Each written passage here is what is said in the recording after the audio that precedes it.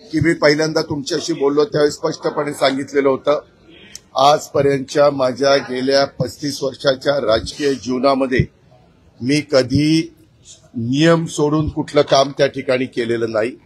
मागे माझ्यावर 2009-10 ला आरोप झाले, परंतु ते आरोप कुठेही सिद्ध झाले नाही। त्याच्यात अनियमितता होती, श्वेतपत्रिका काढली, हेही आपल्याला सगळ्यांना ज्ञात आहे। परंतु त्याच्यामध्ये मधून एक कॉमेंट्स करून त्याच्यात टार्गेट करण्याचा प्रयत्न करतात। या व्यवहारामध्ये देखील मला अजिबात काही माहिती नव्हतं। माहिती असतं तर मी लगेच सांगितलं असतं, हो मला विचारून ते व्यवहार झालेला आहे। आणि मी कुणालाही माझ्या जवळच्या घरातल्या नातेवाईकांनी, माझ्या मुलांनी, माझ्या जे कोणी जवळचे सहकारी असतील यांनी कुणी जरी व्यवहार केला किंवा काही गोष्ट केली तर त्यांना मी सांगत असतो की संपूर्ण गोष्ट कायद्याच्या नियमाला धरूनच त्या ठिकाणी केली पाहिजे।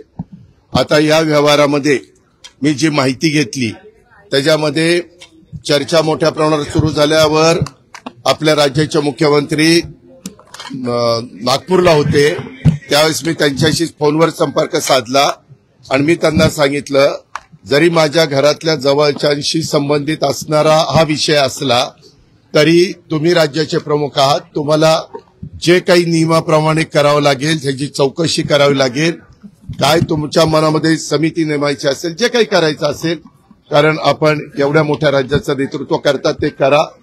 मला माझा त्या गोष्टीला पाठिंबाच राहील, कारण शेवटी वस्तुस्थिती आरोप करणं सोपं असतं, परंतु त्या आरोपातली वस्तुस्थिती काय आहे हे जनतेला कळणं देखील तितकंच महत्वाचं असतं। याबद्दलची माहिती घेतल्यानंतर तुमच्या लक्षात येईल की ह्या व्यवहारामध्ये 1 रुपया पण दिला गेला नाही, तरी मोठे मोठे आकडे सांगितले, मोठ्या मोठ्या गोष्टी सांगितल्या गेल्या आणि विरोधकांनी पण आम्हाला वेगवेगळ्या पद्धतीनं टार्गेट करण्याचा प्रयत्न केला। साहजिकच आहे, विरोधक त्याचा बदनाम म्हणजे आम्हाला टार्गेट करण्याचा प्रयत्न करणार, तो त्यांचा अधिकार आहे, त्या खोलात मला जायचं नाही। परंतु मला आज संध्याकाळी कळालं की ह्यामध्ये ते जे काही डॉक्युमेंट झालेले होते ते सगळे कॅन्सल करण्यात आलेले आहेत।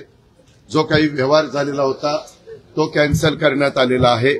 दुसरी गोष्ट, या राज्याचे ऍडिशनल चीफ सेक्रेटरी रेव्हेन्यू यांच्या अध्यक्षतेखाली काही विभागीय आयुक्त आणि काही वेगवेगळे मान्यवर यांची समिती आजच काहीतरी जाहीर करण्यात आलेली, विभागीय आयुक्त पुणे, अप्पर मुख्य सचिव महसूल मुद्रांक नोंदणी, जमाबंदी आयुक्त आणि संचालक भूमी अभिलेख, नोंदणी महानिरीक्षक व मुद्रांक नियंत्रक पुणे, जिल्हाधिकारी पुणे आणि सहसचिव मुद्रांक महसूल व वन विभाग, आणि त्यांना ह्या संदर्भामध्ये या सगळ्याची चौकशी करून हे साधारण 1 महिन्याच्या आत हा अहवाल सादर करावा अशा पद्धतीनं सूचना केलेल्या आहेत की मौजे मुंडवा, तालुका पुणे शहर, जिल्हा पुणे येथील सर्वे नंबर 88 मधील जमीन खरेदीच्या दस्तामध्ये झालेल्या अनियमिततेबाबत चौकशीसाठी चौकशी समिती नियुक्त केलेली आहे। तिनं पण पारदर्शकपणे काम करावं, साहजिकच आहे,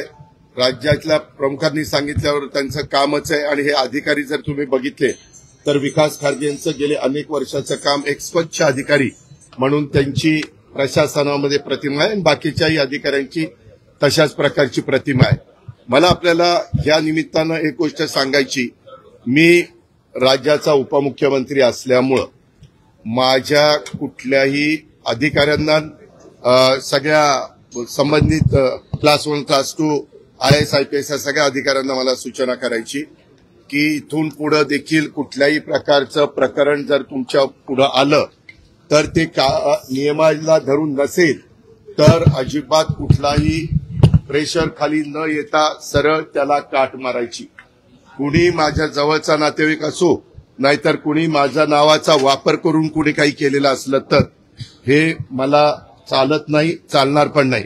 पण एक गोष्ट झाली, हे 2 दिवस तुम्ही सगळ्या मीडियाने या सगळ्या गोष्टी चालवल्या, कारण ती माहिती तुम्हाला मिळालेली होती। शेवटी मीडियाचं कामच आहे काय आहे ते तुमच्या लक्षात येईल ते दाखवणं, पण त्याच्यामध्ये अजून पण इतर वेगवेगळे बाबी आमच्या वेगवेगळ्या भागातनं, मला वाटतं बारामतीतनं पण काही असं झालंय तसं झालंय, माझं म्हणणं की ज्यांच्याकडं याबद्दलचे चुकीच्या गोष्टी झालेल्या असतील त्या सर्व बाबींची चौकशी संबंधित अधिकाऱ्यांनी करावी.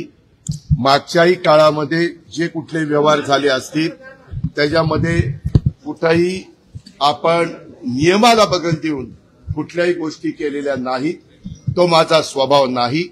मी अतिशय स्पष्टपणे या गोष्टी तुमच्या माध्यमातून राज्यातल्या जनतेलाही सांगू इच्छितो आणि गेले 2 दिवस ह्याच्याबद्दल जे काही बातम्या आल्या आणि त्याच्यातून माझ्याबद्दल गैरसमज झालेला असेल तर त्यांनाही याबद्दल अतिशय स्पष्टपणे मी सांगू इच्छितो. आणि यामध्ये एकही पैशाचा व्यवहार झालेला नाही. आता तो का झाला नाही, व्यवहार झालेला नसताना कसं रजिस्ट्रेशन झालं, ते कुणी दिलं, हा सगळ्या तपासाचा भाग आहे. आणि त्याच्यामुळं संबंधित हे 1 महिन्याच्या आत त्याचा सगळा तपास करतील. बरं, त्याच्यामध्ये एफआयआर पण दाखल झालेली. त्याच्या संदर्भामध्ये मला कळलं 2 पोलीस स्टेशनला एफआयआर दाखल झाल्या. अशा पद्धतीनं त्याच्यामुळे पोलिसांचं काम करणार, त्याच्यात पण कुणाला राजकीय हस्तक्षेप करण्याचं कारण नाही. पूर्णपणे पारदर्शकपणे ह्याची सगळ्याची चौकशी झाली पाहिजे. आणि दूध का दूध, पाणी का पाणी, हे सगळं पुढे तुम्हाला टार्गेट केलं जात आहे का? टार्गेटेड आहात का? तुम्हाला टार्गेट केलं जात आहे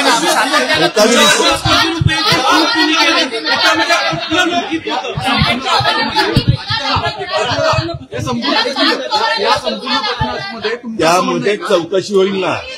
कुणी कुणाची फसवणूक केली आणि कुणी चुका केल्या त्याबद्दलची सगळी चौकशी होईल. कुणी सांगितल्यामुळे हे घडलं, कुणाचे फोन गेलेले होते, कुणी त्याच्यामध्ये दबाव आणलेला असेल तर दबाव आणला होता का, आणला होता तर कुणी आणला होता, आणला नव्हता तर मग कुणी अधिकाऱ्यांनी असं कसं केलं, ह्या सगळ्या गोष्टी चौकशी समिती पुढे.